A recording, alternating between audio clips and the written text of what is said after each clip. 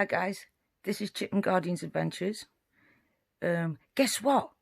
A scientist, a doctorate from a university has come up with the idea that a service dog can actually sniff out the coronavirus and they can take it onto planes and stuff like that.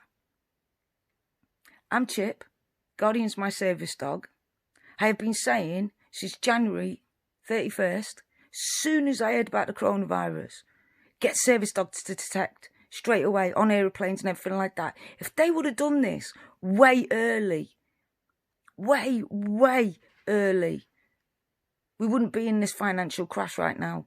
We wouldn't be in this state right now. So I have been tweeting, I have been podcasting, I have been all the way through this coronavirus. You want the answers? Service dogs. You want the answer? Service dogs. Service dogs faster and quicker than any test you can do. Service dogs can go straight on the aeroplanes and run around and do everything.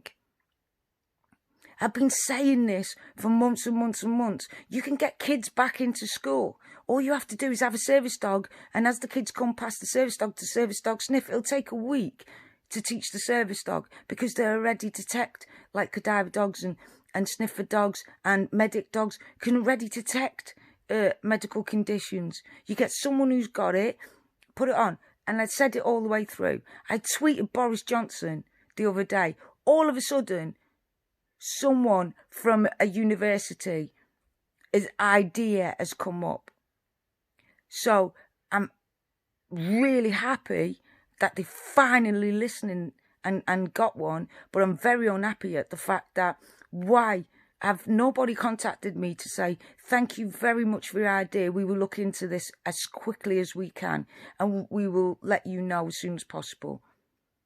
That's all I was looking for, was for someone to acknowledge they were listening. So I tweeted Boris Johnson directly to him yesterday and said, look, I have been campaigning for service dogs. This will be the best thing. In real time, a service dog can tell if someone's got it. And even if they pass the temperature stuff, do your temperature stuff, but then pass the service dog. And I bet you any money, 9 out of 10 of them people who didn't have a temperature has probably got it. Please listen to me. Go for the service dogs. You could get kids in school. You could put service dogs in school. You could get a service dog in A&E, smelling people as they come in and out. And if they've got it, then you can save a lot on nurses, doctors. They can walk past nurses and doctors. They deal with service dogs all the time. They wouldn't mind a service dog walking around, and if it detects a nurse or doctor's got it, then they can isolate that nurse or doctor. Whereas if the doctor or nurses get tested, look at the nursing homes. Testing is going to cost a fortune, whereas a service dog isn't. A service dog can cover a hell of a lot more than testing could. Quicker, faster. So I said all this in all my podcasts. I've been campaigning nothing. I give it to Boris Johnson, right? I asked him. I said to him, please look into this, right? Go on my Twitter account, you'll see it. Right there. A day later, done. Hate or love Boris Johnson, you've got to admit he's trying his damn best, right? And then all of a sudden, you've got this professor saying that he thought of it. I don't think so. Because I can prove as soon as it started on the 31st of January, when everybody got told, I started tweeting, I started podcasting, saying do it.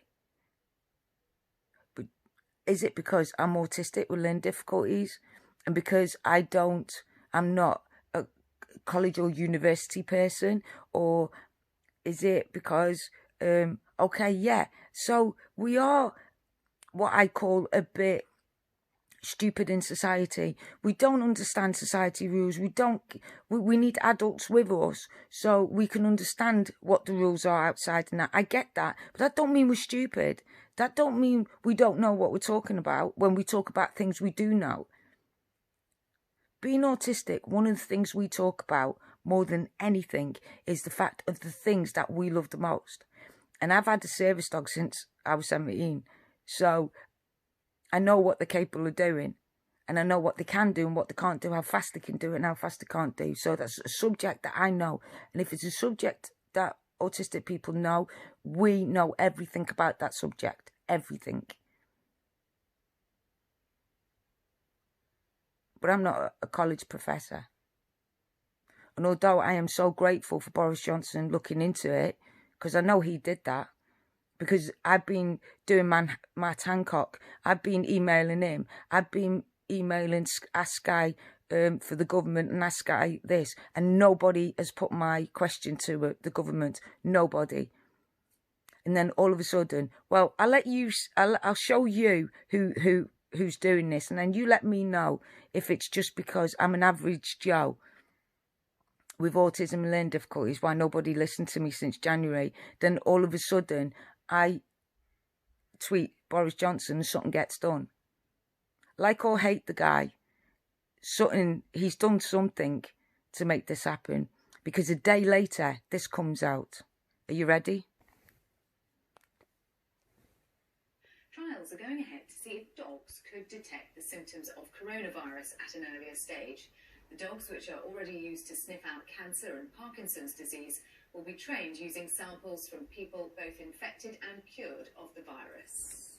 We know that dogs are fabulous for detecting drugs, large sums of money at airports, all sorts of contraband, and most importantly, the medical detection dogs have shown that you can use the dogs for identifying a whole range of diseases. The basic idea is that we could screen travellers innocently coming into this country who may be carrying COVID-19, detect those people and isolate them.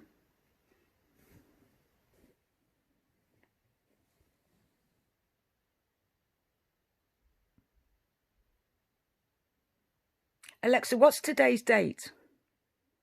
Today is Saturday the 16th of May. So I said 31st of June. I've been saying it all the way through this. Tweeting, blogging, everything. Like I said, I tweeted Boris Johnson yesterday. I said enough. I said use service dogs to detect the quicker and faster. Why aren't you using service dogs? The very next day, this professor comes on. I didn't get a tweet back saying, thank you for your idea. We're actually going to put it in practice. I didn't hear anyone say, thank you for your idea. We're going to do, we're going to do more. We're looking into it. Nothing. Ignore this person. Why? Why ignore me? Why not answer me? Why not just say, thank you very much for your idea, we're looking into it? I would have been so happy if someone just acknowledged the fact that they read it. The only reason why I I tweeted Boris Johnson was because I've emailed everyone. I have done Matt Hancock, the health secretary. I have told my care workers, what do we do next? What do we need to do? And they said, you need to go to the head. You need to go to the boss. I went, who's the boss? And they went, Boris Johnson. When he's the Prime Minister. And she goes, yep, they're the boss. So I said, so what do we do? And he goes, go on his Twitter account and tweet him. Because the more you tweet, but if you tweet Boris Johnson, he's in for good ideas. I said, I got a good idea. And he went, yeah, you have. You're right, service dogs could be the way forward. Could open up the economy so fast. And I went, what's economy? So they told me. It's very complicated, something to do with money or something, which I don't understand. So, so I said, do you think? And he went, yeah, so I did. When I come back, I tweeted Boris Johnson. Use service dogs. Look at my podcasts. Look at the dates on my podcasts. But why wasn't it done? Because an autistic person told them to do it. Why wasn't it done sooner? Because I had to email Boris Johnson sooner. Or tweet Boris Johnson sooner. But surely Matt Hancock being Matt Hancock's the health secretary. Surely it should have been him that read my tweet and decided, or someone should have said, "That's, you know what, that's a good idea. We're looking into this, and we're going to look into this as soon as we can. Thank you for your suggestion. Thank you for your idea." Acknowledge me. That's all I'm asking for someone to do, is acknowledge me. Just say thank you for your idea. Or even don't say thank you to me if you don't want to, because I'm autistic with learning difficulties and you're better than I am and more educated than I am. Fine. Then just say, we're looking into this. That's all I need. Someone to acknowledge we're looking into it. Instead, I wake up and find it on the news. And it's this college professor's idea. I don't think so. And I'm not having that. I'm not having the fact that all autistic people, all we do is give ideas and then, but it's not going to be done unless a professor does it. That doesn't make sense. If an idea works, it doesn't matter if a 4-year-old's got it, the idea, or a 100-year-old has got it. It don't matter about your age or what you are, who you are. If it saves a lot of lives and it helps a lot of people get back to work and it makes people feel safe and comfortable, I don't understand. Does it matter where the idea come from? Does it matter that it comes from an autistic person? Did Sky News acknowledge me? No, they didn't. Did they want to interview anything? No, because I'm autistic. Why would they? But they let a professor go on there because he's from a university. What, do you think more people are going to listen to a professor of university and not someone who's just the average Joe? Or is it the fact that the government, it took me, I would tell them the truth, it took me since January the 31st to get someone to acknowledge this. And it took me to have to, I done Matt Hancock for so long. I've been trying to campaign with him because he's the health secretary, that in the end I had to be pushed to, and had an idea from my care worker to talk to Boris Johnson himself. Is that what it takes?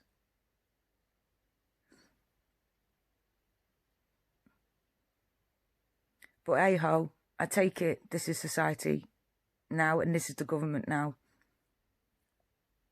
Maybe next time I go straight to Boris Johnson instead of talking to the health secretary, because stupid me thought that the health secretary would be the one to speak to, consider it's to do with health. You know what I mean? Maybe I'm not as smart as I think then, am I? Anyway, so this is Chip Garden's Adventures. I've had my little rant now. And by the way, subscribe, put in your comments of what you think. But at least we've got it covered now. Now the service dogs are on, it's all go for Britain, so get ready. You'll be able to go back to work. The kids will be able to go back safe to schools. We wouldn't need all this palaver with the teachers and stuff like that. It'd all be sorted. Once service dogs start and they see how easy it is, it'll be service dogs galore in shops, stuff like that. It'll be service dogs detecting. We can all get back to work, and the ones who are vulnerable don't have to be locked away for weeks and weeks and weeks while we're waiting for an antidote. Do you know what I mean? Because if everyone who's detected with the coronavirus is isolated, then that means that everybody, doesn't matter how old or young you are, everybody can go about the business.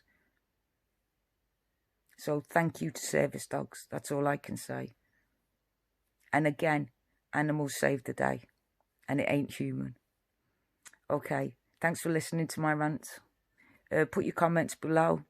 Subscribe if you would like to hear more about our adventures. And I hope you're well and safe. And I'm just proud that service dogs are actually being used this time. Thank you so much for your time. And I shall see you soon. Stay safe.